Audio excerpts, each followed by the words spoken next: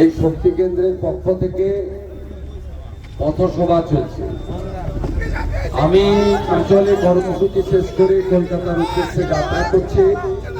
পথে আপনাদের কয়েক শত নরেন্দ্র মোদীজির সৈনিক, রাষ্ট্রবাদী সৈনিক, ভারতীয় জনতা পার্টির কর্মী সমর্থকদের সঙ্গে আমার দেখা হলো।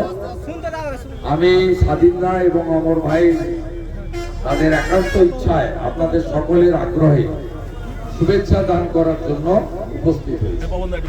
আপনারা সকলে ভালো থাকবেন এবং আপনারা জানেন যে এই 2026-এ আজকে 2রা জানুয়ারি আগামী এপ্রিল মাসের মধ্যে সাধারণ নির্বাচন হচ্ছে।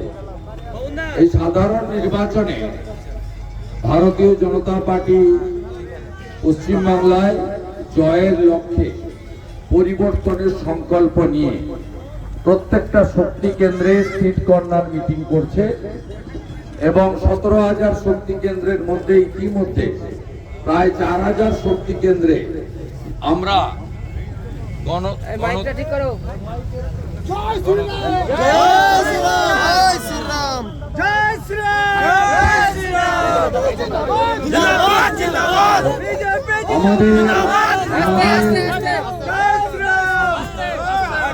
এই পথসভার কাজ চলছে। এর মূল উদ্দেশ্য হচ্ছে 15 বছরের যে অপশাসন, কুশাসন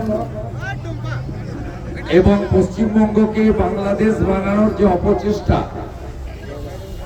একদিকে বেকারত্ব, পরিযায়ী শ্রমিকদের দুঃখ যন্ত্রণা, কৃষক শ্রমিকদের হাহাকার, নারীরা কন্যারা সুরক্ষিত নয়, তাই আমরা পশ্চিমবঙ্গ থেকে এই মহা জঙ্গলরাজ খতম করার জন্য জনতার দুয়ারে হাজির হয়েছে। আপনারা জানেন যে গোটা ভারতবর্ষের 20টি রাজ্যে ইতিমধ্যে নরেন্দ্র মোদীজির নেতৃত্বে রাষ্ট্রবাদী দেশপ্রেমিক সরকার বিজেপি বা এনডিএ তৈরি করেছে। আমরা পশ্চিমবঙ্গেও আগামী দিনে আপনাদের আশীর্বাদ নিয়ে ভারতীয় জনতা পার্টির সরকার তৈরি করতে চাই। আমাদের অঙ্গীকার, হাতে কাজ, পেটে ভাত, মাথায় ছাদ। আমরা গুজরাটের মতো শিল্প আনবো, কর্মসংস্থানের জোয়ার বইয়ে দেব। আমরা উত্তরপ্রদেশের মতো সুশাসন আনবো, সুরক্ষা দেব আপনাদেরকে, বিশেষ করে নারীদেরকে, কন্যাদেরকে, বোনেদেরকে। এবং আসামের মতো অভারতীয়, অবৈধ, অনুপ্রবেশকারী, রোহিঙ্গা মুক্ত পশ্চিমবঙ্গ গড়ব। এই অঙ্গীকারেই আমাদের পথসভা। আমাদের সঙ্গে এই চোরেদের পার্টি তৃণমূলের ভোটের তফাৎ মাত্র 40 লক্ষ ছিল 2024-এ। এসআইআর এর প্রথম পর্যায়ে 58 লক্ষ নাম বাদ গেছে এবং চূড়ান্ত ভোটার তালিকা প্রকাশ হলে দেখবেন মৃত ভোটার, অবৈধ ভোটার, একাধিক জায়গায় নাম থাকা ভোটার এবং বাংলাদেশ থেকে আসা কাঁটাতার না থাকার জন্য যে বাংলাদেশি অনুপ্রবেশকারী মুসলিম এবং রোহিঙ্গা, সেই মুক্ত ভোটার তালিকা আমরা তৈরি করব। সেই তৈরি ইলেকশন কমিশন তৈরি করবে এবং এর মধ্য দিয়ে পশ্চিমবঙ্গে আমরা আগামী দিনে স্বচ্ছ ভোটার তালিকার ভিত্তিতে নির্বাচনে অবতীর্ণ হব। আমি অত্যন্ত খুশি, কৃতজ্ঞ যে গত লোকসভা নির্বাচনে বৈষ্ণবনগর বিধানসভা কেন্দ্রে ভারতীয় জনতা পার্টি এগিয়ে আছে এবং আমরা আশাবাদী যে আমরা লোকসভাতে 91টা বিধানসভা কেন্দ্রে রাজ্যে এগিয়ে আছি, যার মধ্যে মালদা জেলার 6টি বিধানসভা কেন্দ্র রয়েছে। গাজল আছে, ওল্ড মালদা আছে, হবিবপুর বামনগোলা আছে, ইংরেজ বাজার আছে, মানিকচক আছে, বৈষ্ণবনগর আছে। আমাদের 148টা আসন নিয়ে সরকার গড়তে হবে। আমরা সর্বস্তরের জনগণকে, যারা রাষ্ট্রবাদী, তাদের এগিয়ে আসার আবেদন করব। 2021 সালের নির্বাচনে সংখ্যালঘু মুসলিমদেরকে ভুল বুঝিয়ে সিএএ কে এনআরসির নাম করে আপনাদের ভোট নিয়েছিল। এবারে এসআইআর কেও এনআরসি বলে চালু করে মমতা বন্দ্যোপাধ্যায়ের নেতৃত্বে তৃণমূল কংগ্রেস তারা চেয়েছিল ভুল বুঝাতে। আমি ধন্যবাদ দেব ভারতীয় মুসলিমদের, তারা এবারে তাদের ফাঁদে পা দেননি এবং তারা দেখেছেন যে আপনারা বিরাট অংশের ভোট ভারতীয় জনতা পার্টিকে না দিলেও আমরা এসআইআর এর ক্ষেত্রে বলেছি যে ভারতীয় সে যে ধর্মেরই হোক, যে বর্ণেরই হোক, যে সম্প্রদায়েরই হোক, আমরা কোনো ভারতীয়র বিরোধিতা করি না, কিন্তু আমরা চাই পশ্চিমবঙ্গে লুটেরা রাজত্ব থেকে পশ্চিমবঙ্গকে বাঁচাতে। কিছুদিন আগে বৈষ্ণবনগরের সুখদেবপুরে আমি এসেছিলাম, যেখানে বাংলাদেশের কিছু জামাতি এবং বাংলাদেশ বর্ডার গার্ড আমাদের এখানকার কৃষকদের উপরে এবং স্থানীয় ভারতীয় নাগরিকদের উপরে অত্যাচার করেছিল। আগামী দিনেও রাষ্ট্রবাদকে, ভারতবর্ষের তেরঙ্গা পতাকাকে প্রতিষ্ঠিত করতে, দেশ ও মাতৃকাকে শক্তিশালী করতে আমরা ভারতীয় জনতা পার্টির প্রত্যেকটি সৈনিক অঙ্গীকারবদ্ধ। আপনারা প্রত্যেকেই নিজে নিজের বুথকে শক্তিশালী করবেন, এসআইআর এর হিয়ারিং এ উপস্থিত হবেন, অভারতীয়দের নাম যাতে না থাকে তার ব্যবস্থা করবেন এবং সাথে সাথে আমি যারা ধর্ম রক্ষা করার জন্য বাংলাদেশ থেকে এক কাপড়ে চলে এসেছেন সেই হিন্দু শরণার্থীদের আমি কথা দিচ্ছি ভারতীয় জনতা পার্টির হয়ে, তাদের একজনেরও নাম ভোটার তালিকা থেকে বাদ যাবে না এবং তারা সিএএ এর মাধ্যমে সহ-নাগরিকত্বের মর্যাদা পাবেন। আপনারা ভুলে যাননি মোথাবাড়ির কথা। আমি কোর্টে কেস করে মোথাবাড়িতে গেছি ওয়াকফ অ্যামেন্ডমেন্ট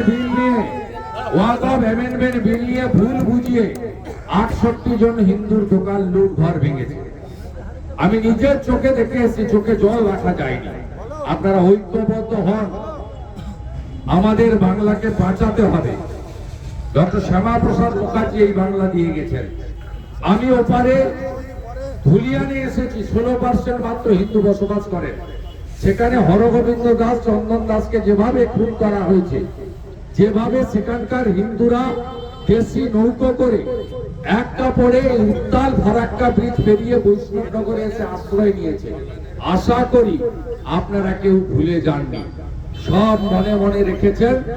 আগামী এপ্রিল মাসের সাধারণ নির্বাচনে জয়ের লক্ষ্যে, পরিবর্তনের সংকল্প নিয়ে, সুশাসনের আশায়, মোদীজির নেতৃত্বে তার আশীর্বাদে একটি রাষ্ট্রবাদী সরকার গঠনের লক্ষ্যে আপনারা সবাই ঐক্যবদ্ধ হবেন, এটুকু আপনাদের কাছে আবেদন করে এই মকর সংক্রান্তির পরে নরেন্দ্র মোদীজি পরিবর্তন সংকল্প সভায় মালদায় আসছেন, সেদিন আবার আপনাদের সঙ্গে আমার দেখা হবে। সকলে খুব ভালো থাকবেন। আপনাদের সকলকে জাতীয়তাবাদী অভিনন্দন দিয়ে আমার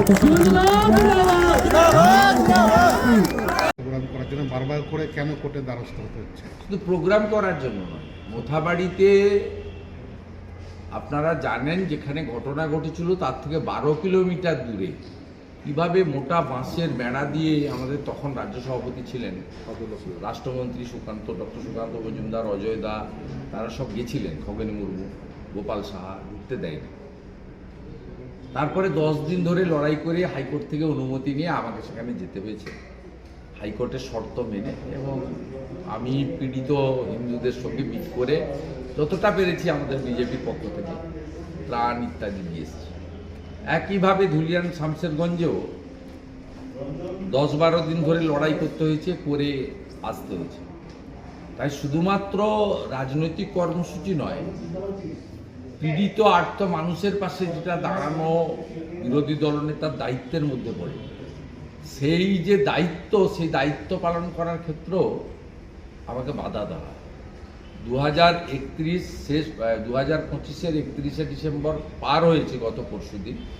গতকাল আমি সোশ্যাল মিডিয়াতে দিয়েছি, আপনারা দেখবেন যে 104 বার আমাকে এই 4 বছর 9 মাসে মহামান্য হাইকোর্ট থেকে অনুমতি নিয়ে রাজনৈতিক কর্মসূচি, সামাজিক কর্মসূচি, ধর্মীয় কর্মসূচি, এমনকি আলু চাষি আত্মহত্যা করেছিল বাঁকুড়ার কোতলপুরে, সেখানে তার বাড়িতে যাওয়ার ক্ষেত্রেও 250 পুলিশ বেড়া দিয়ে, লোহার বেড়া দিয়ে আমাকে আটকে ছিল, সেখানেও আমাকে হাইকোর্ট থেকে অনুমতি নিয়ে যেতে হয়েছে। আমি কলকাতার ভবানীপুরে আমাদের যে দোল পূর্ণিমা হয়, হোলি বলা হয়, তার আগের দিন আমাদের একটা কালচার আছে, আমরা বাঙালিরা বলি আজ আমাদের ন্যাড়াপুড়া, কাল আমাদের দোল। আর নন বেঙ্গলি যারা আছেন সনাতনীরা, তারা হোলিকা দাহন বলে, পোড়ানো হয়।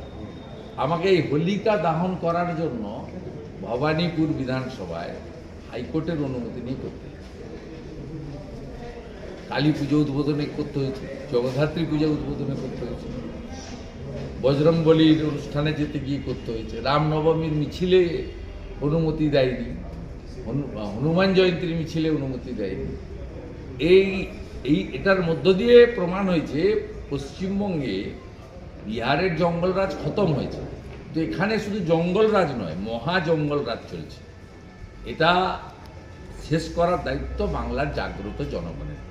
আমাদের জনগণকে জাগরণ করানো, বিষয়গুলো তুলে ধরা, এই কাজটা আমরা করছি। আজকেও মালদাতে আমরা করব, চাঁচলে কলম বাগানে, সেখানে হাইকোর্ট নির্দেশ দিয়েছেন যে 9000-এর মধ্যে সীমাবদ্ধ রাখতে হবে। এবং এখানকার চাঁচলের এসডিও আমাদের লোকেদের মিসগাইড করেছে, ডেকে বলেছে অনুমতি দিয়ে দেবো 1টা থেকে 3টে অবধি করো। আপনি জানেন শীতের সময় 2-2:30-টের সময় তো এখানে রোদ উঠে, যদিও আজকে গত 2 দিন ধরেই রোদ উঠেছে, আজকে সকাল থেকে খুব ভালো ওয়েদার, তাই এখানে এই করেছে। তাই আমাকে এখান থেকে বেরিয়ে 55 কিলোমিটার যেতে হবে, 1 ঘন্টার বেশি লাগবে। আধ ঘন্টা বক্তৃতা করতে হবে, 20 মিনিট আমাদের নেতাকর্মীদের সঙ্গে সাক্ষাৎ করতে হবে, আপনাদেরকে 10 মিনিট বলতে হবে। তাহলে বুঝুন 3টে শেষ করতে হবে। করে নিক, আর ডেজ আর নাম্বার, কাউন্টিং স্টার্টেড। 14 ফেব্রুয়ারি ফাইনাল ভোটার লিস্ট, তারপরে এমসিসি, তারপরে এদের কাজ শেষ, গানফট। এপ্রিলে লাস্ট উইকের মধ্যে নতুন সরকার, এবং তখন মালদার উন্নয়ন, প্রকৃত উন্নয়নটা, গঙ্গা ভাঙনও রোধ হবে, চাঁচলে রেল পৌঁছাবে, চাঁচল গাজল মিউনিসিপ্যালিটি হবে, আরও অনেক কিছু। ঠিক ঠিক